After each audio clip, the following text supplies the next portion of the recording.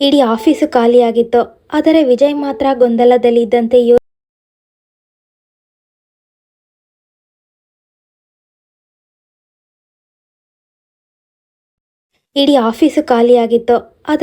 ಮಾತ್ರ ಗೊಂದಲದಲ್ಲಿದ್ದಂತೆ ಯೋಚನೆಯಲ್ಲಿ ಮುಳುಗಿದ್ದ.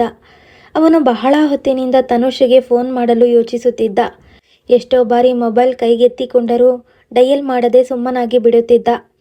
ತನುಶ್ರೀಗೆ ಏನು ಹೇಳಬೇಕೆಂದು ಅವನಿಗೆ ಗೊತ್ತಾಗುತ್ತಿರಲಿಲ್ಲ. ಈಗಾಗಲೇ ಅವನು ಅನೇಕ ಸಲ ಹೇಳಿದ್ದಾನೆ. ಮತ್ತೆ ಅದನ್ನೇ ಹೇಳಬೇಕಾದೀತೆಂದು ಅವನ ಮನಸ್ಸು ಯೋಚಿಸುತ್ತಿತ್ತು. ಕಳೆದ ಅನೇಕ ದಿನಗಳಿಂದ ಅವನು ತನುಶ್ರೀ ಜೊತೆಗೆ ಮಾತನಾಡಿಯೇ ಇಲ್ಲ. ಇಂದು ತಾನು ಅವಳ ಜೊತೆಗೆ ಮಾತನಾಡಿಯೇ ತೀರಬೇಕೆಂದು ನಿರ್ಧರಿಸಿದ್ದ. ಮತ್ತೊಮ್ಮೆ ಫೋನ್ ಕೈಗೆತ್ತಿಕೊಂಡು ನಂಬರ್ ಮೇಲೆ ಬೆರಳಾಡಿಸತೊಡಗಿದ. ಅತ್ತ ಕಡೆಯಿಂದ ತನುಶ್ರೀಯ ಹಲೋ ಧ್ವನಿ ಕೇಳಿಸಿತು. ತನುಶ್ರೀ ವಿಜಯ್ನ ಧ್ವನಿ ಕೇಳಿ ಅವಳು ಕ್ಷಣಕಾಲ ಮೌನವಾದಳು. ಬಳಿಕ ತಟಸ್ಥ ಧ್ವನಿಯಿಂದ ಹೇಳಿದಳು, ಮಾತನಾಡಿ ವಿಜಯ್. ತನು, ಮತ್ತೊಮ್ಮೆ ಯೋಚಿಸು. ಎಲ್ಲವೂ ಸರಿ ಹೋಗುತ್ತದೆ. ಇಷ್ಟೊಂದು ಆತುರ ಒಳ್ಳೆಯದಲ್ಲ. ನಿನಗೆ ನನ್ನ ಬಗ್ಗೆ ಯಾವುದೇ ಸಮಸ್ಯೆಯಂತೂ ಇಲ್ಲವಲ್ಲ? ಉಳಿದೆಲ್ಲ ಸಮಸ್ಯೆಗಳು ಬಗೆಹರಿಯುತ್ತವೆ. ಅವುಗಳಿಗೆ ಏನಾದರೊಂದು ಪರಿಹಾರ ಸಿಕ್ಕೇ ಸಿಗುತ್ತದೆ. ನೀನು ವಾಪಸ್ ಬಂದು ಬಿಡು. ನನ್ನ ಜೊತೆ ನೀನೇಕೆ ಹಾಗೆ ಮಾಡುತ್ತಿರುವೆ ಎಂದು ಹೇಳುತ್ತಾ ಹೇಳುತ್ತಾ ವಿಜಯ್ನ ಧ್ವನಿ ಸ್ವಲ್ಪ ಮೃದುವಾಯಿತು. ಅವನು ಅಳುತ್ತಿದ್ದಾನೇನೋ ಅನಿಸಿತು. ಕಳೆದ 2 ವರ್ಷದಿಂದ ಸಮಸ್ಯೆ ಬಗೆಹರಿಸಲು ಆಗಲಿಲ್ಲ. ಈಗೇನು ಬಗೆಹರಿಸ್ತೀರಾ ವಿಜಯ್? ನಾನು ಅಲ್ಲಿ ಉಸಿರುಗಟ್ಟುವ ಒತ್ತಡದ ವಾತಾವರಣದಲ್ಲಿ ಜೀವನ ಸಾಗಿಸಲು ಆಗುವುದಿಲ್ಲ. ಇಡೀ ಜೀವನ ಹೀಗೆಯೇ ಇರುವುದು ಕಷ್ಟಕರ. ನಾನು ಕ್ಷಮೆ ಕೇಳ್ತೀನಿ ನಿಮ್ಮಿಂದ. ಅವಳು ಫೋನ್ ಇಟ್ಟು ಬಿಟ್ಟಳು. ವಿಜಯ್ ಮೌನವಾಗಿ ಫೋನನ್ನೇ ದಿಟ್ಟಿಸುತ್ತಾ ನೋಡುತ್ತಿದ್ದ. ಅವನ ಮದುವೆಯಾಗಿ 2 ವರ್ಷಗಳು ದಾಟಿವೆ. ಕಳೆದ 1 ವರ್ಷದಿಂದ ತನುಶ್ರೀ ತನ್ನ ತವರಿನಲ್ಲಿಯೇ ಇದ್ದಾಳೆ. ಅವಳ ಜೊತೆಗೆ ಸಂಬಂಧದ ಮಾತುಕತೆ ನಡೆದಾಗ ಇಬ್ಬರು ಅನೇಕ ಸಲ ಪರಸ್ಪರ ಭೇಟಿಯಾಗಿ ಮಾತನಾಡಿದ್ದರು. ವಿಜಯ್ಗೆ ತನುಶ್ರೀ ರೂಪವತಿ ಮಾತ್ರವಲ್ಲ, ಶಾಂತ ಸ್ವಭಾವದ, ತಿಳುವಳಿಕೆಯುಳ್ಳ, ಎಲ್ಲರ ಜೊತೆ ಬೆರೆಯುವ ಹುಡುಗಿ ಎನಿಸಿತು. ಅದಕ್ಕೆ ಅವಳು ಅರ್ಹಳೂ ಆಗಿದ್ದಳು. ಜೊತೆಗೆ ಅವಳು ಬಹುರಾಷ್ಟ್ರೀಯ ಕಂಪನಿಯಲ್ಲಿ ಉನ್ನತ ಹುದ್ದೆಯಲ್ಲಿ ಕಾರ್ಯನಿರ್ವಹಿಸುತ್ತಿದ್ದಳು. ತನುಶ್ರೀ ಜೊತೆಗೆ ಮಾತನಾಡುವಾಗ ಅವನಿಗೆ ಒಂದು ವಿಷಯ ಸ್ಪಷ್ಟವಾಗಿತ್ತು. ಇಂದಿನ ಸ್ವತಂತ್ರ ಮನೋಭಾವದ ಹುಡುಗಿಯರು ಅತ್ತೆ ಮನೆಯಲ್ಲಿ ಇರಲು ಇಷ್ಟಪಡುವುದಿಲ್ಲ. ಆದರೆ ತಾನು ತಾಯಿ ತಂದೆಯರ ಏಕೈಕ ಪುತ್ರ. ಅಕ್ಕನ ಮದುವೆ ಬಹಳ ವರ್ಷಗಳ ಹಿಂದೆಯೇ ಆಗಿದೆ. ಹೀಗಾಗಿ ತಾನು ತಾಯಿ ತಂದೆಯಿಂದ ಪ್ರತ್ಯೇಕವಾಗಿರಲು ಆಗುವುದಿಲ್ಲ. ಒಟ್ಟಿಗೆ ಇರಬಹುದಾ ಎಂದು ಅವನು ಕೇಳಿದ್ದ. ಅದಕ್ಕೆ ತನುಶ್ರೀ, ಅಮ್ಮ ಅಪ್ಪನ ಜೊತೆಗಿರಲು ನನಗೇನು ಸಮಸ್ಯೆ ಆಗುತ್ತೆ? ಜೊತೆಗಿರುವುದರಿಂದ ಸಹಾಯವಂತೂ ಆಗುತ್ತದೆ. ಒಂದಿಷ್ಟು ಹೊಂದಾಣಿಕೆ ಮಾಡಿಕೊಳ್ಳಲೇಬೇಕು ಎಂದಿದ್ದಳು. ತನುಶ್ರೀಯಿಂದ ಈ ಮಾತುಗಳನ್ನು ಕೇಳಿಸಿಕೊಂಡ ವಿಜಯ್ ಬಹಳ ಖುಷಿಯಾಗಿದ್ದ. ಆದರೆ ಅವನು ತನ್ನ ಅಮ್ಮ ವಿದ್ಯಾವಂತರಾಗಿಯೂ ಹಳೆಯ ವಿಚಾರದವರೆಂಬುದನ್ನು ಮಾತ್ರ ಅವಳಿಗೆ ಹೇಳಿರಲಿಲ್ಲ. ಅವರಿಬ್ಬರ ಮದುವೆ ನಡೆದು ಹೋಯಿತು. ಸುಲಲಿತ ವಿಚಾರಗಳು, ಪವಿತ್ರ ಭಾವನೆಗಳನ್ನು ಇಟ್ಟುಕೊಂಡು ವಿಜಯ್ನ ಬಾಳಿನಲ್ಲಿ ತನುಶ್ರೀ ಪ್ರವೇಶಿಸಿದಳು. ಆರಂಭದ ಕೆಲವು ತಿಂಗಳು ಎಲ್ಲವೂ ಸುಲಲಿತವಾಗಿಯೇ ಸಾಗಿತ್ತು. ಅದೆಷ್ಟೋ ಸಲ ಕೆಲವು ಮಾತುಗಳಿಗೆ ಅತ್ತೆ ಸಿಡಿಮಿಡಿಗೊಳ್ಳುತ್ತಿದ್ದರು. ಮುಂದೆ ಸರಿಹೋಗಬಹುದು ಎಂದು ತನುಶ್ರೀ ಯೋಚಿಸುತ್ತಿದ್ದಳು. ಅವರು ಅವಳನ್ನು ಅಷ್ಟೇ ಪ್ರೀತಿಯಿಂದ ನೋಡುತ್ತಿದ್ದರು. ಅವಳು ಅವರನ್ನು ಹಾಗೆ ನೋಡುತ್ತಿದ್ದಳು. ಆದರೆ ಕ್ರಮೇಣ ಮನೆಯ ವಾತಾವರಣ ಹೇಗಾಗಿ ಬಿಟ್ಟಿತೆಂದರೆ ಪ್ರೀತಿಯ ಧಾರೆ ಕಡಿಮೆಯಾಗುತ್ತಾ ಹೋಯಿತು. ಅದು ಕ್ರಮೇಣ ಶುಷ್ಕಗೊಂಡದ್ದು ಅವಳ ಗಮನಕ್ಕೆ ಬರಲೇ ಇಲ್ಲ. ತನುಶ್ರೀ ದೊಡ್ಡ ಕಂಪನಿಯಲ್ಲಿ ದೊಡ್ಡ ಹುದ್ದೆಯಲ್ಲಿದ್ದಳು. ಆದರೆ ಅವಳ ಅತ್ತೆ ಇದನ್ನೆಲ್ಲವನ್ನು ಮರೆತು ಬಿಡುತ್ತಿದ್ದರು. ಅವಳು ಬೇರೆ ಮನೆಗಳ ಸಾಮಾನ್ಯ ಸೊಸೆಯಂತೆಯೇ ಎಂದು ಅವರು ಭಾವಿಸುತ್ತಿದ್ದರು. ಅಡುಗೆ ಮನೆಯಲ್ಲಿ ತನುಶ್ರೀ ತನಗೆ ಸಾಧ್ಯವಾದಷ್ಟು ಕೆಲಸ ಕಾರ್ಯಗಳಲ್ಲಿ ತೊಡಗಿಸಿಕೊಳ್ಳುತ್ತಿದ್ದಳು. ಅತ್ತೆಗೂ ಸಹಾಯ ಮಾಡುತ್ತಿದ್ದಳು. ಆದರೆ ಅತ್ತೆಯ ಕಣ್ಮುಂದೆ ಪಕ್ಕದ ಮನೆಯ ಸೊಸೆಯೇ ಬರುತ್ತಿದ್ದಳು. ಅವಳು ಬೆಳಗ್ಗೆ ಕಾಫಿಯಿಂದ ಹಿಡಿದು ರಾತ್ರಿ ಮಲಗುವ ಮುನ್ನ ಹಾಲು ತಂದು ಕೊಡುವ ತನಕ ಎಲ್ಲ ಕೆಲಸಗಳನ್ನು ಮಾಡುತ್ತಿದ್ದಳು. ಮನೆಯಲ್ಲಿ ನಡೆಯುವ ಹಬ್ಬ, ಹುಣ್ಣಿಮೆ, ವ್ರತ, ಉಪವಾಸದಲ್ಲಿ ಪಾಲ್ಗೊಳ್ಳುತ್ತಿದ್ದಳು. ನವರಾತ್ರಿಯಲ್ಲಂತೂ 9 ದಿನ ಉಪವಾಸ ಇರುತ್ತಿದ್ದಳು.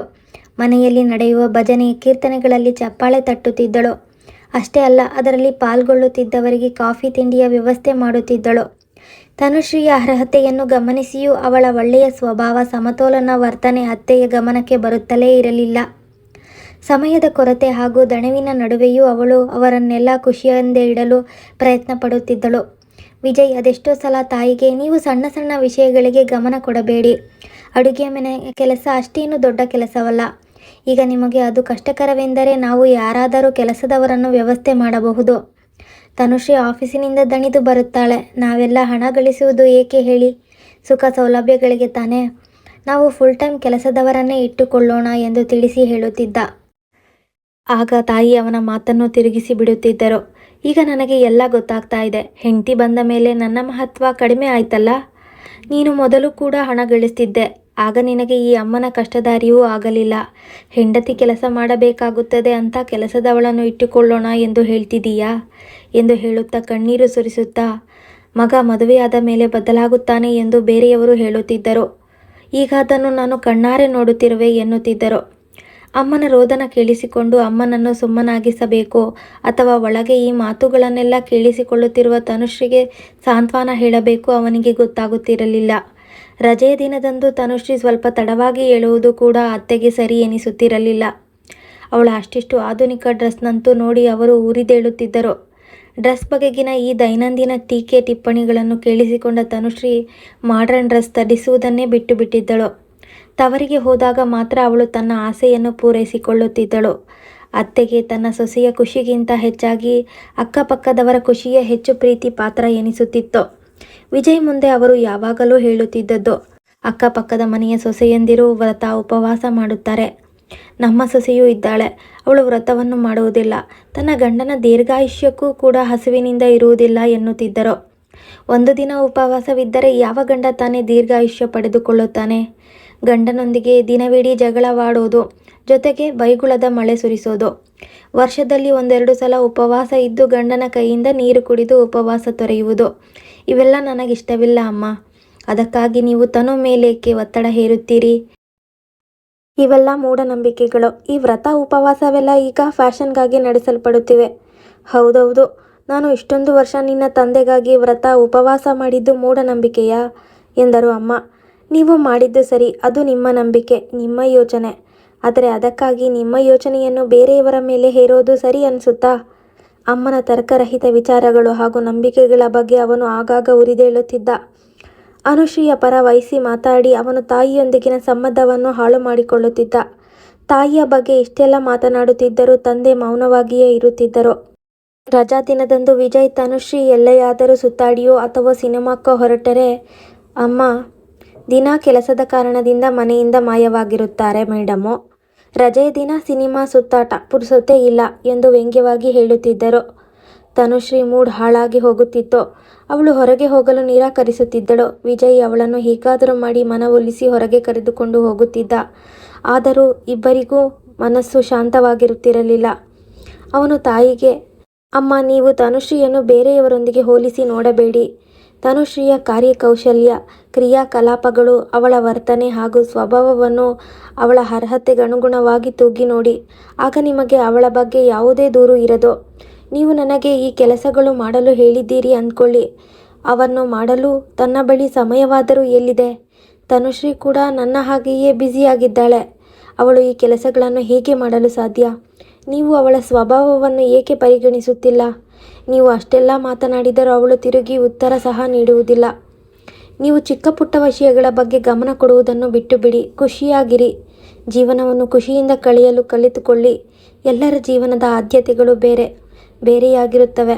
ನೀವು ಯಾವ ಸೊಸೆಯಂದಿರ ಬಗ್ಗೆ ಮಾತನಾಡುತ್ತೀರೋ ಅವರ ಆದ್ಯತೆಗಳು ಅವೇ ಆಗಿವೆ. ಆದರೆ ತನುಶ್ರೀಯಂತಹ ಯುವತಿಯರ ಆದ್ಯತೆಗಳು ಬೇರೆಯೇ ಆಗಿವೆ. ಅದರ ಬಗ್ಗೆ ನಿಮ್ಮ ವಿಚಾರ, ನಿಮ್ಮ ಅಭಿಪ್ರಾಯಗಳನ್ನು ಹೇರಬೇಡಿ. ಅವಳು ಸ್ವಭಾವದಿಂದ ಕೆಟ್ಟವಳೇನಲ್ಲ. ಕೆಟ್ಟದ್ದೇನೂ ಹೇಳುವುದಿಲ್ಲ, ಕೆಟ್ಟದ್ದನ್ನೂ ಮಾಡುವುದಿಲ್ಲ. ಅಮ್ಮ ಅವನ ಉಪದೇಶ ಕೇಳಿಸಿಕೊಂಡು ಮತ್ತಷ್ಟು ರೋಸಿ ಹೋಗುತ್ತಾರೆ. ದೊಡ್ಡ ದೊಡ್ಡ ಮಾತು ಆಡೋದನ್ನು ಕಲಿತು ಬಿಟ್ಟಿದ್ದಾನೆ. ನನಗೆ ಉಪದೇಶ ಕಲಿಸೋಕೆ ತೊಡಗಿದ್ದಾನೆ. ಮದುವೆಯಾಗೋ ತನಕ ನಿನಗೆ ಇದೆಲ್ಲ ಸರಿ ಅನ್ನಿಸಿತ್ತು. ಆದರೆ ಈಗ ಇದು ಸರಿ ಅನ್ನಿಸ್ತಾ ಇಲ್ಲ ಅಲ್ವಾ? ಅಮ್ಮನ ಆಕ್ರೋಶ ಹೊರಹೊಮ್ಮುತ್ತಿದ್ದಂತೆ ತನುಶ್ರೀಯ ಕಣ್ಣೀರ ಕೊಡಿ ಹರಿಯುತ್ತಿತ್ತು. ಈ ಎಲ್ಲ ಘಟನೆಗಳಿಂದ ಮನೆಯ ವಾತಾವರಣ ಉಸಿರುಗಟ್ಟುತ್ತಾ ಹೊರಟಿತ್ತು. ಒತ್ತಡಮಯ ಸ್ಥಿತಿಯಿಂದ ಕೂಡಿದ ದಿನಚರಿ ಸಂಬಂಧದ ಮಾಧುರ್ಯವನ್ನು ಹೀರುತ್ತಾ ಹೊರಟಿತ್ತು. ದಂಪತಿಗಳ ನಡುವೆ ಪ್ರೀತಿಯ ವಿಷಯಗಳಿಗಿಂತ ಹೆಚ್ಚಾಗಿ ಇತರ ವಿಷಯಗಳ ಬಗ್ಗೆಯೇ ಹೆಚ್ಚು ಚರ್ಚೆ ನಡೆಯುತ್ತಿತ್ತು. ಸಾಮಾನ್ಯವಾಗಿ ಮೌನವಾಗಿರುತ್ತಿದ್ದ ತನುಶ್ರೀ ಈಗ ಎಂದಾದರೊಮ್ಮೆ ವಿಜಯ್ನೊಂದಿಗೆ ವಾದ ವಿವಾದ ಕೂಡ ಮಾಡುತ್ತಿದ್ದಳು. ಒಂದು ಸಲ ಅವಳ ಸಹನಾಶಕ್ತಿ ಎಲ್ಲೆ ಮೀರಿ, ಈ ದೈನಂದಿನ ಕಿರಿಕಿರಿ ನನ್ನಿಂದ ಸಹಿಸಿಕೊಳ್ಳಲಾಗುತ್ತಿಲ್ಲ ವಿಜಯ್. ಆಫೀಸಿನಿಂದ ದಣಿದು ಬಂದು ಮನೆಯಲ್ಲಿ ಇದನ್ನೆಲ್ಲವನ್ನು ಕೇಳಿಸಿಕೊಳ್ಳಬೇಕು. ಅಡುಗೆ ಮನೆಗೆ ಹೋಗಿ ಅತ್ತೆಗೆ ಸಹಾಯ ಮಾಡಬೇಕು ಅಂದ್ಕೊಳ್ತೀನಿ. ಆದರೆ ಅವರು ಇನ್ನೇನು ಮಾತನಾಡ್ತಾರೋ ಅಂತ ಹೆದರಿಕೆ ಆಗುತ್ತೆ. ನಾನು ಎಲ್ಲಿಯ ತನಕ ಸುಮ್ಮನಿರಬೇಕು? ನನಗೆ ಒಂದೇ ಕೆಲಸವಂತೂ ಇಲ್ಲವಲ್ಲ. ರಜೆಯ ದಿನ ಕೂಡ ದೇಹಕ್ಕೆ ವಿಶ್ರಾಂತಿ ಇಲ್ಲ, ಮನಸ್ಸಿಗೂ ಕೂಡ. ನೀವೇ ಅಮ್ಮನಿಗೆ ತಿಳಿಸಿ ಹೇಳಿ, ಇಲ್ಲೇ ನಾವು ಪ್ರತ್ಯೇಕವಾಗಿರಲು ವ್ಯವಸ್ಥೆ ಮಾಡಿ ಎಂದು ಹೇಳಿದಳು. ನಾನು ಅಮ್ಮನಿಗೆ ತಿಳಿಸಿ ಹೇಳ್ತೀನಿ ತನುಶ್ರೀ, ಆದರೆ ಏನು ಮಾಡಲಿ? ಅವರು ಅಮ್ಮ ನಮಗೆ ಕೆಟ್ಟವರಂತೂ ಅಲ್ಲ, ಆದರೆ ಹಳೆಯ ವಿಚಾರದವರು. ನೀನು ಅವರ ಮಾತುಗಳ ಬಗ್ಗೆ ಹೆಚ್ಚು ಗಮನ ಕೊಡಬೇಡ. ಎಷ್ಟು ದಿನ ಗಮನ ಕೊಡದೇ ಇರಲಿ ವಿಜಯ್? ಅವರ ಮಾತುಗಳು ಕಿವಿಗೆ ಬಿದ್ದರೆ ಹೃದಯದ ಬೇಗೆ ಹೆಚ್ಚಿಸುತ್ತವೆ.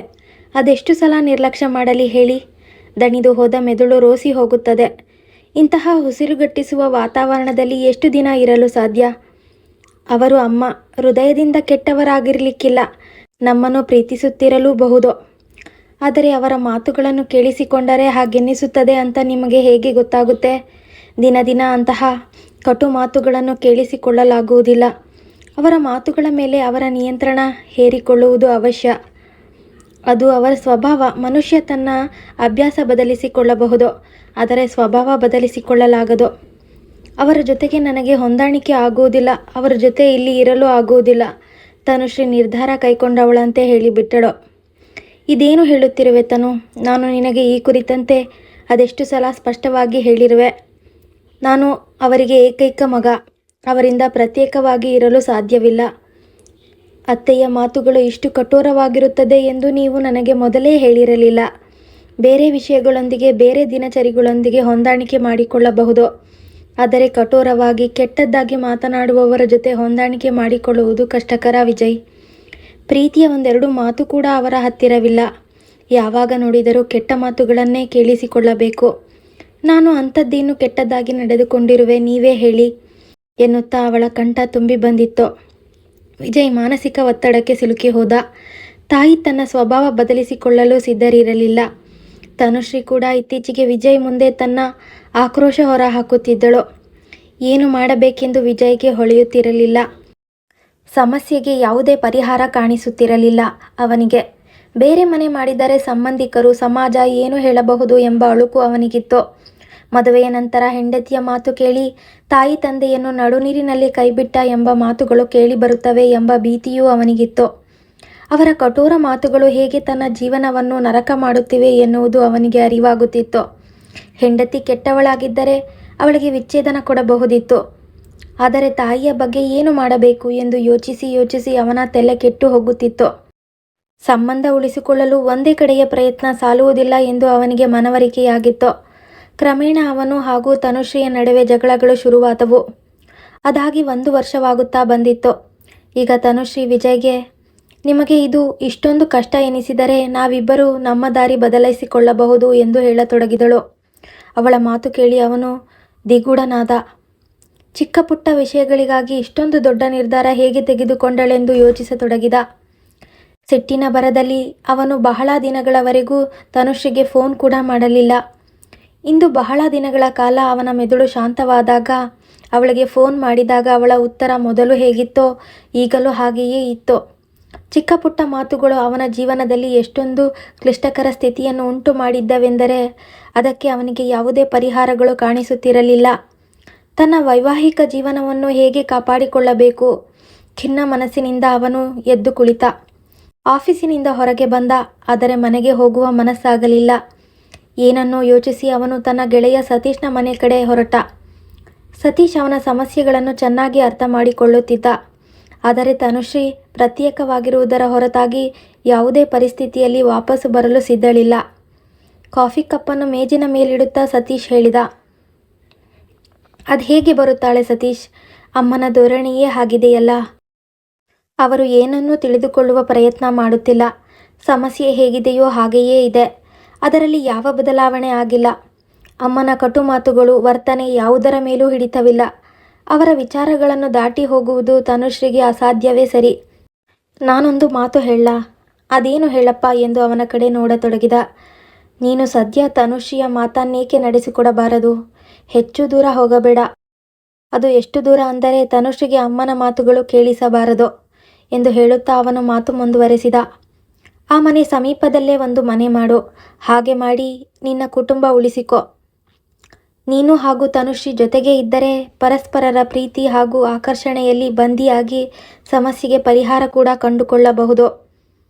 ಹೀಗೆ ಹತ್ತಿರ ಇದ್ದರೆ ಸಮಸ್ಯೆ ಇನ್ನಷ್ಟು ಕ್ಲಿಷ್ಟಕರವಾಗುವುದು. ದೂರ ದೂರ ಇದ್ದು ನಿಮ್ಮೆಲ್ಲರ ಸಂಬಂಧಗಳು ನಕಾರಾತ್ಮಕ ರೂಪ ಪಡೆದುಕೊಳ್ಳುತ್ತಿವೆ. ಅಂದಹಾಗೆ ನೀನು ಒತ್ತಾಯಪೂರ್ವಕವಾಗಿ ತನುಶ್ರೀಯನ್ನು ಎಲ್ಲರ ಜೊತೆಗಿರಲು ಒತ್ತಡ ಹೇರಲು ಸಾಧ್ಯವಿಲ್ಲ. ಇವೆಲ್ಲ ತಮ್ಮ ಇಚ್ಛೆಗನುಗುಣವಾಗಿ ಆಗಬೇಕು ಹಾಗೂ ಅವರಿಬ್ಬರ ಸಂಬಂಧ ತಂತಾನೇ ಸುಧಾರಣೆಯಾಗಬೇಕು. ಇಲ್ಲದಿದ್ದರೆ ಹೀಗೆಯೇ ಇರುವುದರಿಂದ ಏನು ಲಾಭ? ಆದರೆ ಜನ ಏನನ್ನುತ್ತಾರೆ ಸತೀಶ್? ಸಂಬಂಧಿಕರು, ಸಮಾಜ, ತಾಯಿ ತಂದೆ ದುಃಖಿತರಾಗಬಹುದು. ಅದು ಬೇರೆ ಮಾತು. ವಿಜಯ್ ಯಾವುದೋ ಗೊಂದಲದಲ್ಲಿ ಸಿಲುಕಿದಂತೆ ಮಾತನಾಡಿದ. ನೀನು ಕೂಡ ಅದೇ ಮಾತು ಆಡ್ತಿರುವೆ. ನಿನಗೆ ಬೇರೆಯವರ ಚಿಂತೆ ಇದೆಯೋ ಅಥವಾ ನಿನ್ನ ಸಂಸಾರ ಉಳಿಸಿಕೊಳ್ಳುವ ಚಿಂತೆಯೋ? ಮೊದಲು ಒಂದು ಹೆಜ್ಜೆ ಮುಂದಿಡು. ನಂತರ ಮುಂದಿನದರ ಬಗ್ಗೆ ಆಮೇಲೆ ಯೋಚಿಸು. ನೀನು ಅಮ್ಮ ಅಪ್ಪನ್ನಂತೂ ಬಿಟ್ಟು ಬಿಡುತ್ತಿಲ್ಲ. ಅವರಿಂದ ಸ್ವಲ್ಪ ದೂರದಲ್ಲಿಯೇ ಇರ್ತೀಯ. ಅವರು ಕರೆದಾಗ ತಕ್ಷಣ ಅಲ್ಲಿಗೆ ಹೋಗಬಹುದು. ಸತೀಶ್ ಹೇಳುತ್ತಿರುವುದು ಅವನಿಗೆ ಅರ್ಥವಾಯಿತು. ಮರುದಿನವೇ ಅವನು ತನುಶ್ರೀಯನ್ನು ಭೇಟಿಯಾಗಲು ಅವಳ ಆಫೀಸಿಗೆ ಹೋದ. ತನುಶ್ರೀಗೆ ಅದರಲ್ಲಿ ಯಾವುದೇ ತೊಂದರೆ ಎನಿಸಲಿಲ್ಲ. ವಿಜಯ್ ಸ್ವಲ್ಪ ದೂರದಲ್ಲಿಯೇ ಒಂದು ಮನೆ ನೋಡಿ ಅಡ್ವಾನ್ಸ್ ಕೂಡ ಕೊಟ್ಟ. ಈಗ ತಾಯಿ ತಂದೆಗೆ ಈ ವಿಷಯ ತಿಳಿಸಬೇಕಿತ್ತು. ವಿಜಯ್ನ ಮಾತು ಕೇಳಿಸಿಕೊಳ್ಳುತ್ತಿದ್ದಂತೆಯೇ ತಾಯಿ ಒಮ್ಮೆಲೆ ಬಿರುಗಾಳಿ ಎಬ್ಬಿಸಿಬಿಟ್ಟರು. ಅವಳಿಂದ ಆರಂಭದಲ್ಲಿಯೇ ಇಂತಹ ಲಕ್ಷಣಗಳು ಕಂಡುಬಂದಿದ್ದವು. ದೊಡ್ಡವರ ಮಾತು ಕೇಳಿಸಿಕೊಂಡು ಅದಕ್ಕೆ ತಕ್ಕಂತೆ ಇರುವ ಬದಲು ತಾನೇ ತವರಿಗೆ ಹೋಗಿ ಕುಳಿತು ಬಿಟ್ಟಳು. ಅವಳು ತಾಯಿ ಮಗನನ್ನು ಅಗಲಿಸಿಯೇ ಬಿಡ್ತಾಳೆ ಅಂತ ನನಗನ್ನಿಸಿತ್ತು. ಈಗ ಅದು ಸತ್ಯವಾಗಿ ಪರಿಣಮಿಸಿತು. ನೀನು ಎಂತಹ ಮಗ? ಹೆಂಡತಿಯ ಮಾತು ಕೇಳಿ ಅಪ್ಪ ಅಮ್ಮನನ್ನು ಬಿಟ್ಟು ಹೋಗಲು ತಯಾರಾದೆ. ನನ್ನ ಮುಂದೆ ಈ ವಿಷಯ ಹೇಳಲು ನಿನಗೆ ನಾಚಿಕೆ ಆಗೋದಿಲ್ವೇ? ಅಮ್ಮನಿಗೆ ಏನನ್ನು ಮಾತು ಬರುತ್ತಿದ್ದವೋ ಅವೆಲ್ಲವನ್ನು ಅವರು ಮಗನ ಮುಂದೆ ಉದುರಿಸುತ್ತಲೇ ಇದ್ದರು. ಅಮ್ಮನಿಗೆ ಎದುರುತ್ತಾ ಕೊಡಬೇಕೆಂದು ಅವನಿಗೂ ಅನಿಸುತ್ತಿತ್ತು. ಆದರೆ ಅವನು ಅಮ್ಮನ ಮುಂದೆ ಅಂತಹ ಮಾತನಾಡಿ ಅವರು ಇನ್ನಷ್ಟು ಕೆರಳಿ ಮಾತನಾಡುವಂತೆ ಅವಕಾಶ ಮಾಡಿಕೊಟ್ಟಂತಾಗುತ್ತದೆ ಎಂದು ಸುಮ್ಮನಾದ. ತನ್ನ ಈ ನಿರ್ಧಾರದಿಂದಾಗಿ ಅವರಿಗೆ ಬಹಳ ದುಃಖವಾಗಿರಬೇಕು. ಆದರೆ ಇದರ ಹಿಂದೆ ತಮ್ಮದೂ ತಪ್ಪಿದೆ ಎಂದು ಅವರಿಗೆ ಅರ್ಥವಾಗಿಲ್ಲ ಎಂದುಕೊಂಡ. ತಂದೆ ಕೂಡ ಈ ಕುರಿತಂತೆ ಏನನ್ನೂ ಹೇಳದೆ ತಮ್ಮ ಹಾವಭಾವಗಳಿಂದ ತಮ್ಮ ಅತೃಪ್ತಿ ವ್ಯಕ್ತಪಡಿಸಿ ತಮ್ಮ ನಿರ್ಧಾರಕ್ಕೆ ಬದ್ಧರಾಗಿದ್ದರು. ವಿಜಯ್ ಕೂಡ ತನ್ನ ನಿರ್ಧಾರಕ್ಕೆ ಬದ್ಧನಾಗಿ ಹೆಂಡತಿಯ ಜೊತೆಗೆ ಬೇರೆ ಮನೆ ಮಾಡಿಕೊಂಡ. ಅವನು ಮನೆಯಿಂದ ಒಂದೇ ಒಂದು ಸಾಮಾನು ಕೂಡ ತೆಗೆದುಕೊಂಡು ಹೋಗಲಿಲ್ಲ. ಕುಟುಂಬಕ್ಕೆ ಎಷ್ಟು ಬೇಕೋ ಅಷ್ಟು ಸಾಮಗ್ರಿಗಳನ್ನು ಹೊಸದಾಗಿಯೇ ಖರೀದಿಸಿಕೊಂಡು ಬಂದರು. ಫರ್ನಿಚರ್ ಮನೆ ಮಾಲೀಕರದ್ದೇ ಇದ್ದುದರಿಂದ ಅವನ್ನು ಹೊಸದಾಗಿ ಖರೀದಿಸುವ ಪ್ರಸಂಗ ಬರಲಿಲ್ಲ. ವಿಜಯ್ ತನುಶ್ರೀ ಕೌಟುಂಬಿಕ ಜೀವನ ಯಶಸ್ವಿಯಾಗಿ ಸಾಗತೊಡಗಿತು. ಅವನು ಆಫೀಸಿನಿಂದ ಬರುತ್ತಿದ್ದಂತೆ ಅಪ್ಪ ಅಮ್ಮನ ಬಳಿ ಹೋಗಿ ಅವರೊಂದಿಗೆ ಕಾಫಿ ಕುಡಿಯುತ್ತಿದ್ದ. ಬಳಿಕ ತನ್ನ ಮನೆಗೆ ಬರುತ್ತಿದ್ದ. ಆರಂಭದ ದಿನಗಳಲ್ಲಿ ಒಂದಿಷ್ಟು ಅತೃಪ್ತಿ, ಅಷ್ಟಿಷ್ಟು ಹೆದರಿಕೆಯ ಕಾರಣದಿಂದ ತನುಶ್ರೀ ಅತ್ತೆ ಮಾವನನ್ನು ಭೇಟಿಯಾಗಲು ಹೋಗುತ್ತಿರಲಿಲ್ಲ. ಕ್ರಮೇಣ ಅವಳೂ ಹೋಗಲು ಆರಂಭಿಸಿದಳು. ರಜೆ ದಿನಗಳು ಹಾಗೂ ಭಾನುವಾರಗಳಂದು ಅವಳು ವಿಜಯ್ ಜೊತೆಗೆ ಅತ್ತೆ ಮಾವನನ್ನು ನೋಡಲು ಹೋಗುತ್ತಿದ್ದಳು. ಅವಳನ್ನು ನೋಡಿ ಮಾವನಂತೂ ಸುಮ್ಮನಿರುತ್ತಿದ್ದರು. ಆದರೆ ಅತ್ತೆ ಮಾತ್ರ ಅವಳನ್ನು ನೋಡುತ್ತಿದ್ದಂತೆಯೇ ಉರಿದೇಳುತ್ತಿದ್ದರು. ಅವರು ಹೊಸ ಮನೆ ಮಾಡಿ 2 ತಿಂಗಳಾಗಿತ್ತು. ಅದೊಂದು ದಿನ ಬೆಳಗ್ಗೆ 8 ಗಂಟೆಗೆ ಆಫೀಸಿಗೆ ಹೋಗಲು ತಯಾರಾಗುತ್ತಿದ್ದರು. ಅಷ್ಟರಲ್ಲಿ ವಿಜಯ್ಗೆ ಅವರ ಅಪ್ಪನಿಂದ ಫೋನ್ ಬಂತು. ಅವರು ಗಾಬರಿ ಭರಿತ ಧ್ವನಿಯಲ್ಲಿ, ನಿನ್ನ ಅಮ್ಮನಿಗೆ ಆಕ್ಸಿಡೆಂಟ್ ಆಗಿದೆ, ತಕ್ಷಣವೇ ಮನೆಗೆ ಬಾ ಎಂದು ಹೇಳಿದರು. ನಾವೀಗಲೇ ಬರ್ತೀವಿ ಅಪ್ಪ ಎಂದು ಹೇಳುತ್ತಾ ಇಬ್ಬರು ಗಾಬರಿಯಿಂದ ಮನೆಗೆ ಹೋದರು. ಬಳಿಕ ಅಮ್ಮನನ್ನು ಕಾರಿನಲ್ಲಿ ಆಸ್ಪತ್ರೆಗೆ ಕರೆದುಕೊಂಡು ಹೋದರು. ಅವರ ಕಾಲಿನ ಎಕ್ಸ್ರೇ ಮಾಡಿದಾಗ ಫ್ರ್ಯಾಕ್ಚರ್ ಆಗಿರುವುದು ತಿಳಿಯಿತು. ವೈದ್ಯರು ಅವರಿಗೆ ಪ್ಲಾಸ್ಟರ್ ಹಾಕಿದರು. 45 ದಿನಗಳವರೆಗೂ ತೆಗೆಯಬಾರದು, ಪೂರ್ಣ ವಿಶ್ರಾಂತಿಯಲ್ಲಿ ಇರಬೇಕು ಎಂದು ಹೇಳಿದರು. ಬಾತ್ರೂಮ್ಗೂ ಸಹ ವೀಲ್ ಚೇರಿನಲ್ಲಿಯೇ ಕರೆದುಕೊಂಡು ಹೋಗಬೇಕೆಂದು ಹೇಳಿದರು. ಪ್ಲಾಸ್ಟರ್ ಹಾಕಿಸಿಕೊಂಡು ಮನೆಗೆ ಕರೆದುಕೊಂಡು ಬಂದಾಗ ಸಾಕಷ್ಟು ತಡವಾಗಿತ್ತು. ತನುಶ್ರೀ ಸಾಕಷ್ಟು ದಣಿದಿದ್ದಾಗಲೂ ಎಲ್ಲರಿಗೂ ತಿಂಡಿ ತಯಾರಿಸಿದಳು. ಆ ರಾತ್ರಿ ಅವರಿಬ್ಬರು ಅಲ್ಲಿಯೇ ಉಳಿದರು. ಮುಂದೇನು ಎಂಬ ಚಿಂತೆ ಅವರನ್ನು ಕಾಡತೊಡಗಿತು. ಅಮ್ಮನನ್ನು ನೋಡಿಕೊಳ್ಳುವುದು ಅಪ್ಪನಿಗೊಬ್ಬರಿಗೆ ಸಾಧ್ಯವಿರಲಿಲ್ಲ. ತಾನು ಒಮ್ಮೆಲೆ ರಜೆ ತೆಗೆದುಕೊಳ್ಳಲೂ ಸಾಧ್ಯವಿಲ್ಲ. ನಾಳೆಯಿಂದ ರಿವ್ಯೂ ಇದೆ. ದೆಹಲಿಯಿಂದ ಬಾಸ್ ಬೇರೆ ಬರಲಿದ್ದಾರೆ. ಕೆಲವು ದಿನಗಳ ಮಟ್ಟಿಗೆ ನಾನು ವ್ಯಸ್ತವಾಗಲಿದ್ದೇನೆ. ಅದಕ್ಕಾಗಿ ನಾನು ಎಷ್ಟೊಂದು ದಿನದಿಂದ ಸಿದ್ಧತೆ ನಡೆಸುತ್ತಿದ್ದೇನೆ ಎಂದು ವಿಜಯ್ ವಿಷಮ ಧ್ವನಿಯಲ್ಲಿ ಹೇಳಿದ. ವಿಜಯ್ ಗೊಂದಲದಲ್ಲಿರುವುದನ್ನು ನೋಡಿ ತನುಶ್ರೀ, ವಿಜಯ್, ನಾವು ಹೀಗೆ ಮಾಡಬಹುದು. ನನ್ನ ರಜೆಗಳು ಸಾಕಷ್ಟು ಹಾಗೆಯೇ ಉಳಿದಿವೆ. ನಾಳೆಯಿಂದ ನಾನು 15 ದಿನಗಳ ಮಟ್ಟಿಗೆ ರಜೆ ಹಾಕ್ತೀನಿ. ಅಲ್ಲಿಯವರೆಗೆ ರಿವ್ಯೂ ಕೂಡ ಮುಗಿದಿರುತ್ತದೆ. ಆಗ ನೀವು ರಜೆ ತೆಗೆದುಕೊಳ್ಳಲು ಪ್ರಯತ್ನಿಸಿ. ಆ ಬಳಿಕ ನಿಮ್ಮ ಅಕ್ಕನಿಗೆ ಹೇಳಿ ಅವರು 1 ವಾರದ ಮಟ್ಟಿಗೆ ಬರಲು ಆಗುತ್ತಾ ಅಂತ. ಇಲ್ಲದಿದ್ದರೆ ನಾನೇ ಪುನಃ ರಜೆ ಹಾಕಲು ಪ್ರಯತ್ನಿಸುತ್ತೀನಿ ಎಂದು ಹೇಳಿದಳು. ವಿಜಯ್ ಅಚ್ಚರಿಯಿಂದ ತನುಶ್ರೀಯ ಕಡೆಗೆ ನೋಡಿದ. ಅವಳ ಮುಖದಲ್ಲಿ ಅಮ್ಮನ ತೊಂದರೆಗೆ ಸ್ಪಂದಿಸುವ ಭಾವ ಎದ್ದು ಕಾಣುತ್ತಿತ್ತು. ಅಮ್ಮನಿಗೇಕೆ ಇವಳ ಈ ಭಾವನೆ ಅರ್ಥವಾಗುತ್ತಿಲ್ಲ ಎಂದು ಅವನಿಗೆ ಅನಿಸತೊಡಗಿತು. ಅಮ್ಮ ಅನುಶ್ರೀಯಂತಹ ಇಂದಿನ ಪೀಳಿಗೆಯ ಸೊಸೆಯಂದಿರನ್ನು ತಮ್ಮದೇ ಯುಗದ ಅತ್ತೆಯರ ಕನ್ನಡಕದಿಂದ ನೋಡುತ್ತಾರೆ ಹಾಗೂ ಅವಳನ್ನು ತಮ್ಮ ಯುಗದ ಸೊಸೆಯರೊಂದಿಗೆ ಹೋಲಿಸಿ ಮಾತನಾಡುತ್ತಾರೆ. ಆದರೆ ಅವರ ಯುಗದ ಸಮಾಜಕ್ಕೂ ಶಿಕ್ಷಣಕ್ಕೂ ಹುಡುಗ ಹುಡುಗಿಯರ ಪಾಲನೆ ಪೋಷಣೆಗೂ ಅಜಗಜಾಂತರ ವ್ಯತ್ಯಾಸವಿದೆ. ಅವರು ಈ ಬಗ್ಗೆ ಯೋಚಿಸಲು ಸ್ವಲ್ಪ ಮನಸ್ಸು ಮಾಡುವುದಿಲ್ಲ. ಇಂತಹ ಸಂದಿಗ್ಧ ಸಮಯದಲ್ಲಿ ತನುಶ್ರೀಯ ಸಹಕಾರದ ಬಗ್ಗೆ ಅವನ ಮನಸ್ಸು ತುಂಬಿ ಬಂತು. ಅಮ್ಮ ಅವಳ ಬಗ್ಗೆ ಆಡದ ಮಾತುಗಳೇ ಇಲ್ಲ. ಅವನು ಅನುಶ್ರೀಯತ್ತ ಹೆಮ್ಮೆಯಿಂದ ನೋಡುತ್ತಾ, ನಿನಗೆ ರಜೆ ತೆಗೆದುಕೊಳ್ಳಲು ಯಾವುದೇ ಸಮಸ್ಯೆ ಆಗುವುದಿಲ್ಲ ತಾನೇ ಎಂದು ಕೇಳಿದ. ಇಲ್ಲ ಇಲ್ಲ, ಅಂತಹ ಸಮಸ್ಯೆ ಏನೂ ಇಲ್ಲ. ಅಗತ್ಯವಿದ್ದಾಗ ರಜೆ ಹಾಕದಿದ್ದರೆ ಅವುಗಳಿಂದ ಏನು ಪ್ರಯೋಜನ ಎಂದಳು. ರಾತ್ರಿ ಅವರು ನಿಶ್ಚಿಂತೆಯಿಂದ ಮಲಗಿಕೊಂಡರು. ರಜೆ ಪಡೆದು ತನುಶ್ರೀ ತನುಮನದಿಂದ ಅತ್ತೆಯ ಸೇವೆ ಮಾಡಿದಳು. ಅದು ಆರಂಭದ ಸಮಯ, ಹಾಗಾಗಿ ಬಹಳ ಕಷ್ಟಕರ ಹಾಗೂ ಸೂಕ್ಷ್ಮವಾಗಿಯೇ ಹೆಚ್ಚು ಮುತುವರ್ಜಿಯಿಂದ ಅವರನ್ನು ನೋಡಿಕೊಳ್ಳಬೇಕಿತ್ತು. ತನುಶ್ರೀಯ ನಿಶ್ಚಲ ಮನಸ್ಸಿನ ಸೇವೆಯ ಬಗ್ಗೆ ಅತ್ತೆಯ ಮನಸ್ಸು ಒಂದಿಷ್ಟು ಕರಗುತ್ತಿತ್ತು. ಅಂದಹಾಗೆ ಅದು ಅವಳ ಕರ್ತವ್ಯ ಕೂಡ ಎನ್ನುವುದು ಅವರ ಭಾವನೆಯಾಗಿತ್ತು. 15 ದಿನಗಳ ಬಳಿಕ ತನುಶ್ರೀ ಆಫೀಸಿಗೆ ಹೋಗಲು ಆರಂಭಿಸಿದಳು. ಈಗ ವಿಜಯ್ ರಜೆ ಪಡೆದುಕೊಂಡಿದ್ದ. ವಿಜಯ್ ರಜೆ ಮುಗಿಯುತ್ತಿದ್ದಂತೆ ಅಕ್ಕ 1 ವಾರದ ಮಟ್ಟಿಗೆ ಬಂದು ತಾಯಿಯನ್ನು ನೋಡಿಕೊಳ್ಳಲು ಊರಿಗೆ ಬಂದಳು.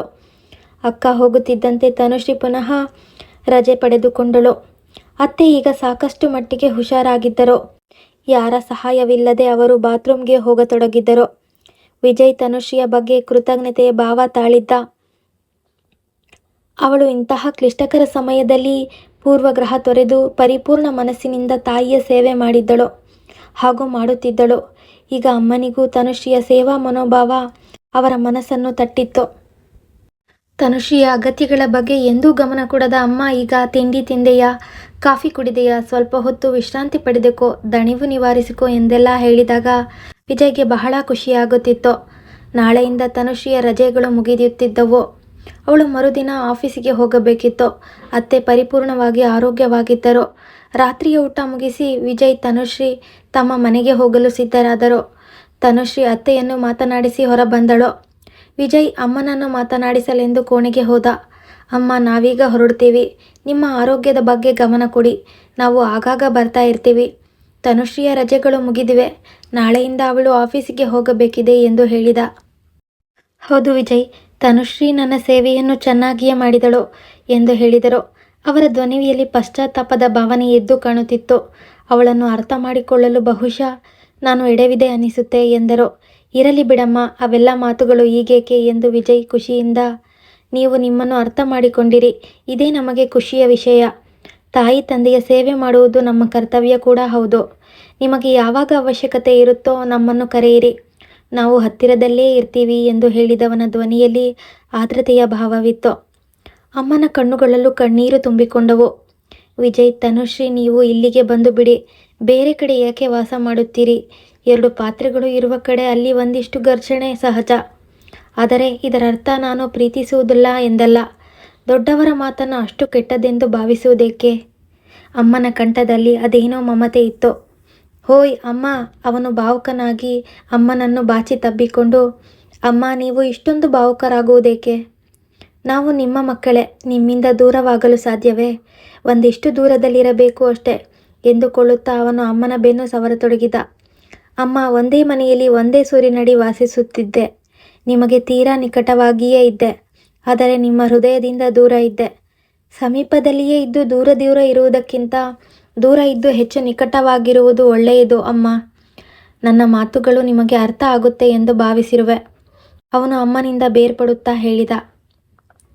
ಜೊತೆಗಿದ್ದು ಸ್ವಲ್ಪ ದಿನಗಳ ಬಳಿಕ ಅದೇ ಉಸಿರುಗಟ್ಟುವ ವಾತಾವರಣ, ಸಂಬಂಧದಲ್ಲಿ ಅದೇ ಎಳೆದಾಟ ಬಹಳ ಕಷ್ಟ ಆಗುತ್ತೆ ಅಮ್ಮ. ತನಗೂ ನೌಕರಿಯ ಜೊತೆಗೆ ಇದೆಲ್ಲವನ್ನು ಸಹಿಸಿಕೊಳ್ಳುವುದು ಕಷ್ಟ. ನಾನೀಗ ಅವಳ ಮೇಲೆ ನನ್ನ ಯಾವುದೇ ಇಚ್ಛೆ ಹೇರಲು ತಯಾರಿಲ್ಲ. ನಿಮ್ಮ ಹಾಗೂ ಅವಳ ಸಂಬಂಧಕ್ಕೆ ಇನ್ನೊಂದಿಷ್ಟು ಸಮಯ ಕೊಡಿ. ಈ ಸಂಬಂಧ ಪರಿಪಕ್ವಗೊಳ್ಳಬೇಕು. ನಿಮ್ಮ ವಿಚಾರಗಳಲ್ಲಿ ಬದಲಾವಣೆಯಾಗಬೇಕು. ಹೇಗೆ ಅವಳ ಮೇಲೆ ನಂಬಿಕೆ ಬಂದಿದೆಯೋ ಅದೇ ರೀತಿ ತನಗೂ ನಿಮ್ಮ ಮೇಲೆ ನಂಬಿಕೆ ಬರಬೇಕು. ಎಲ್ಲಿಯವರೆಗೆ ಅವಳು ತಾನೇ ಸ್ವತಃ ಮನೆಗೆ ಹೋಗೋಣ ಎಂದು ಹೇಳುವಳೋ ಅಲ್ಲಿಯವರೆಗೆ ನಾನು ಹೆಜ್ಜೆ ಇಡಲಾರೆ. ಅಲ್ಲಿಯವರೆಗೂ ನೀವು ಕೂಡ ನಿರೀಕ್ಷೆ ಮಾಡಿ. ತನುಶ್ರೀಯ ಬಗ್ಗೆ ನನಗೆ ಚೆನ್ನಾಗಿ ಗೊತ್ತು. ಒಂದು ದಿನ ನಿಮ್ಮ ಬಗ್ಗೆ ಹಾಗೂ ನಿಮ್ಮ ಸಂಬಂಧದ ಬಗ್ಗೆ ಅವಳಿಗೆ ಖಚಿತವಾಗಿ ನಂಬಿಕೆ ಬರುತ್ತದೆ. ಆಗ ಅವಳು ನಿಮ್ಮ ಬಳಿ ಖಂಡಿತ ವಾಪಸ್ಸು ಬರುತ್ತಾಳೆ. ನನಗೆ ಈ ಎರಡೂ ಸಂಬಂಧಗಳು ಪ್ರೀತಿ ಪಾತ್ರ. ನಿಮ್ಮ ಹಾಗೂ ಅವಳ ಮಧ್ಯೆ ಪ್ರೀತಿಭರಿತ ಸಂಬಂಧ ವಿಕಸಿತಗೊಳ್ಳುತ್ತೆಂಬ ವಿಶ್ವಾಸ ನನಗಿದೆ. ಅವಳು ನಿಮ್ಮ ಹೃದಯ ಗೆದ್ದಳು. ನಿಮಗೆ ಅವಳ ಮೇಲೆ ನಂಬಿಕೆ ಬಂದ ರೀತಿಯಲ್ಲಿ ತನುಶ್ರೀಯ ನಂಬಿಕೆ ಕೂಡ ನಿಮ್ಮ ಮೇಲೆ ವಾಪಸ್ ಬಂದೇ ಬರುತ್ತೆ ಎಂಬ ನಂಬಿಕೆ ನನಗಿದೆ. ಆಗ ಜೊತೆಗಿರುವ ಖುಷಿಯೇ ಬೇರೆ ಅಮ್ಮ ಎಂದು ಹೇಳುತ್ತಾ ಅವನು ಎದ್ದು ನಿಂತ. ವಿಜಯ್ ಹಿಂದೆ ತಿರುಗಿದಾಗ ಅಲ್ಲಿ ಅಪ್ಪ ನಿಂತಿದ್ದರು. ಇಂದು ಮೊದಲ ಬಾರಿ ತಾನು ಹೇಳಿದ ಮಾತಿಗೆ ಒಪ್ಪಿಗೆ ಸೂಚಿಸಿದ ಭಾವ ಅವರ ಮುಖದಲ್ಲಿ ಎದ್ದು ಕಾಣುತ್ತಿತ್ತು. ಆತ್ಮೀಯತೆ ಹಾಗೂ ಭರವಸೆಯ ಭಾವದಿಂದ ಅವರು ಅವನ ಭುಜ ತಟ್ಟಿದರು. ಹೊರಗೆ ಬಂದಾಗ ತನುಶ್ರೀ ಅವನಿಗಾಗಿ ಕಾಯುತ್ತಿದ್ದಳು. ಅಮ್ಮ ಈಗಷ್ಟೇ ಕಷ್ಟದ ಸ್ಥಿತಿಯಿಂದ ಹೊರಬಂದಿದ್ದಾರೆ. ಹೀಗಾಗಿ ಅವರು ಬದಲಾಗಿದ್ದಾರೆ. ಆದರೆ ವರ್ಷಾನುವರ್ಷಗಳಿಂದ ನಡೆದುಕೊಂಡ ಬಂದ ಅಭ್ಯಾಸಗಳು ಹಾಗೂ ವಿಚಾರಗಳು 4 ದಿನಗಳಲ್ಲಿ ಬದಲಾಗುವುದಿಲ್ಲ ಎಂಬುದು ವಿಜಯ್ಗೆ ಚೆನ್ನಾಗಿ ಗೊತ್ತಿತ್ತು. ಮತ್ತೆ ಜೊತೆಗಿರಲು ಶುರು ಮಾಡಿದರೆ ಅವರಿಗೆ ತಮ್ಮ ಮಾತು ಹಾಗೂ ವಿಚಾರಗಳ ಮೇಲೆ ಹಿಡಿತ ಹೊಂದುವುದು ಕಷ್ಟಕರವಾಗುತ್ತದೆ. ತನುಶ್ರೀಯನ್ನು ಅರ್ಥ ಮಾಡಿಕೊಳ್ಳಲು ಅವರಿಗೆ ಇನ್ನಷ್ಟು ಸಮಯ ಕೊಡಬೇಕು. ವ್ಯರ್ಥ ಮಾತುಗಳಿಂದ ಹೆಚ್ಚಾಗಿ ಮಕ್ಕಳ ಅವಶ್ಯಕತೆಯ ಹಾಗೂ ಅವರ ಜೀವನದ ಅರ್ಥ ಮಾಡಿಕೊಳ್ಳಬೇಕು. ಹಿಂದೆ ತನುಶ್ರೀಗೆ ಅಮ್ಮನ ಮಾತುಗಳು ಎಷ್ಟು ಕಹಿ ಎನಿಸುತ್ತಿದ್ದವು ಅಲ್ವೇ? ಮುಂದೆ ಸಿಹಿಯಾಗಿ ಗೋಚರಿಸಬಹುದು. ಅಮ್ಮ ಅಪ್ಪನನ್ನು ನೋಡಿಕೊಳ್ಳುವುದು, ಸೇವೆ ಮಾಡುವುದು ತನ್ನ ಕರ್ತವ್ಯ ಎಂಬ ಭಾವನೆಯಿಂದ ತನುಶ್ರೀ ಈ ಮನೆಗೆ ಬಂದಿದ್ದಾಳೆ. ಅವಳಿಗೆ ಸುಂದರ ಹಾಗೂ ಸ್ವಚ್ಛ ಸಮತೋಲಿತ ಜೀವನ ಕೊಡುವುದು ನನ್ನ ಕರ್ತವ್ಯ ಎಂದು ಯೋಚಿಸುತ್ತಾ ಅವನು ಹೆಂಡತಿಯ ಜೊತೆ ಮನೆಯಿಂದ ಹೊರಗೆ ನಡೆದ. ಈ ಸುಮಧುರವಾದ ಕತೆ ನಿಮಗೆ ಇಷ್ಟವಾಗಿದ್ದರೆ ದಯವಿಟ್ಟು ಲೈಕ್ ಮಾಡಿ. ಮತ್ತಷ್ಟು ಇಂತಹದ್ದೇ ಕತೆಗಳನ್ನು ಕೇಳಲು ಚಾನಲ್ನ ಸಬ್ಸ್ಕ್ರೈಬ್ ಮಾಡ್ಕೊಳ್ಳಿ. ಹಾಗೆ ಕತೆಯನ್ನು ಪೂರ್ತಿ ಕೇಳಿದ್ದಕ್ಕಾಗಿ ಧನ್ಯವಾದಗಳು.